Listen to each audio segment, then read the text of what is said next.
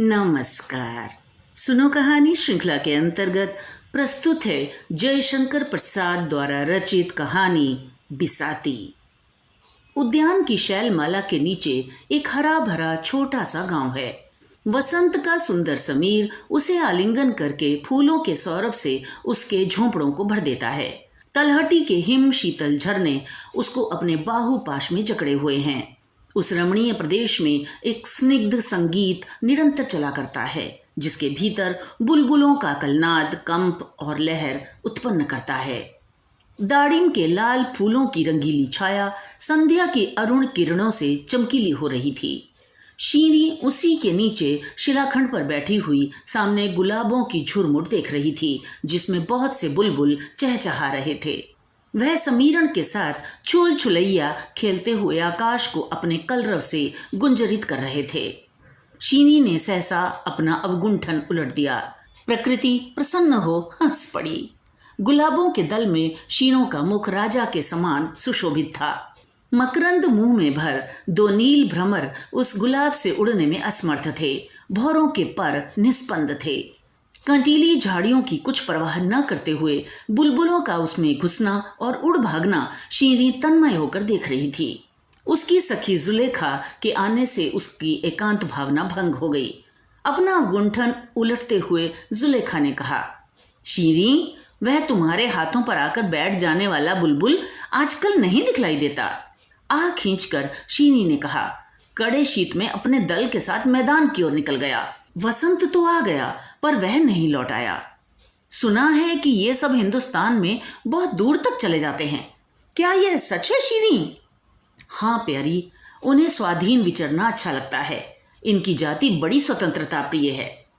तूने अपनी घुंघराली अलकों के पास में उसे क्यों ना बांध लिया? मेरे पास उस पक्षी के लिए ढीले पड़ जाते थे।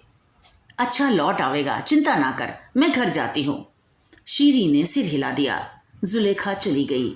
जब पहाड़ी आकाश में संध्या अपने रंगीले पट फैला देती, जब विहंग केवल कलरव करते हुए पंक्ति बांधकर उड़ते हुए गुंजान झाड़ियों की ओर लौटते और अनिल में उनके कोमल परों से लहर उठती, जब समीर अपनी झोंकेदार तरंगों में बार बार अंधकार को खींच लाता, जब गुलाब अधिकाधिक सौरभ लुटाकर हरी चादर में मुंह छिपा लेना चाहते थे, तब शीरी की आशा भरी दृष्टि कालिमा से अभिभूत होकर पलकों में छिपने लगी। वह जागते हुए भी एक स्वप्न की कल्पना करने लगी। हिंदुस्तान के समृद्धिशाली नगर की गली में एक युवक पीठ पर गट्ठर लादे घूम रहा है। परिश्रम और अनाहार से उसका मुख विवर्ण है। थक कर वह किसी के द्वार पर बैठ गया है। कुछ बेचकर उस दिन की जीविका प्राप्त करने की उत्कंठा उसकी दयनीय बातों से टपक रही है। परंतु वह गृहस्थ कहता है, तुम्हें उधार देना हो तो दो, नहीं तो अपनी गठरी उठाओ। समझे आगा? युवक कहता है, मुझे उधार देने की सामर्थ्य नहीं। तो मुझे भी कुछ नहीं चाहिए। शीरी अपनी इस कल्पना से चौंक उठी। काफिले के साथ अपनी संपत्ति लाद कर खैबर के गिरी संकट को वह अपनी भावना से पदाक्रांत करने लगी।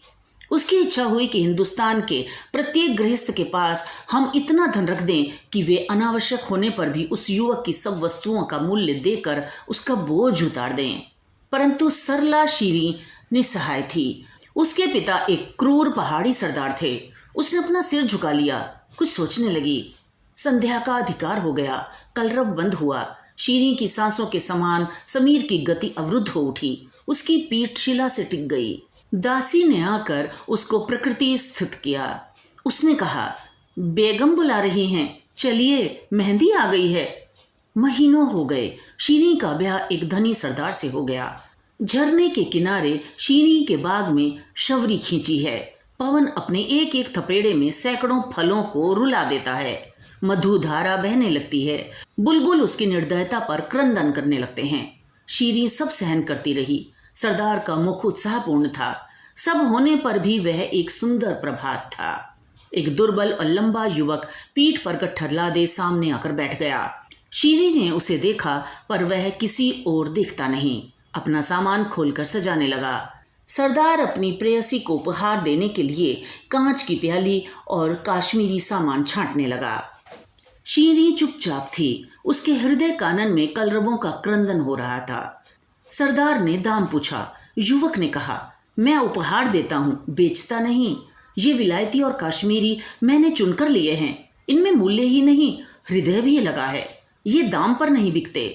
सरदार ने तीक्ष्ण स्वर में कहा, तब मुझे ना चाहिए, ले जाओ, उठाओ। अच्छा, मैं उठा ले जाऊंगा, मैं थका हुआ आ रहा हूँ, थोड़ा अवसर दीजिए, मैं हाथ मुंह धो लूं, कहकर युवक भर भराई हुई आंखों को छिपाते उठ गया। सरदार ने समझा झरने की ओर गया होगा। विलंब हुआ पर वह न आया। गहरी चोट और निर्मम व्यथा को वहन करते हुए कलेजा हाथ से पकड़े हुए शीनी गुलाब की झाड़ियों की ओर देखने लगी, परंतु उसकी आंसू भरी आंखों को कुछ न सूझता था। सरदार ने प्रेम से उसकी पीठ पर हाथ रखकर पूछा, क्या देख रही हो? मेरा एक पालतू बुलबुल शीत में हिंदुस्तान की ओर चला गया था। वह लौटकर आज सवेरे दिखलाई पड़ा, पर जब वह पास आ गया और मैंने पकड़ना चाहा तो वह उधर कोहकाफ की तरफ भाग गया। शीनी के स्वर में कंपन था, फिर भी वे शब्द बहुत संभल कर निकले थे। सरदार ने हंसकर कहा, फूल को बुलबुल की खोज, आश्चर्य है। बिसाती अपना सामान छोड़ गया, फिर लौट कर नहीं आया। शीनी ने बोझ तो उतार लिया, पर दाम नहीं दिया।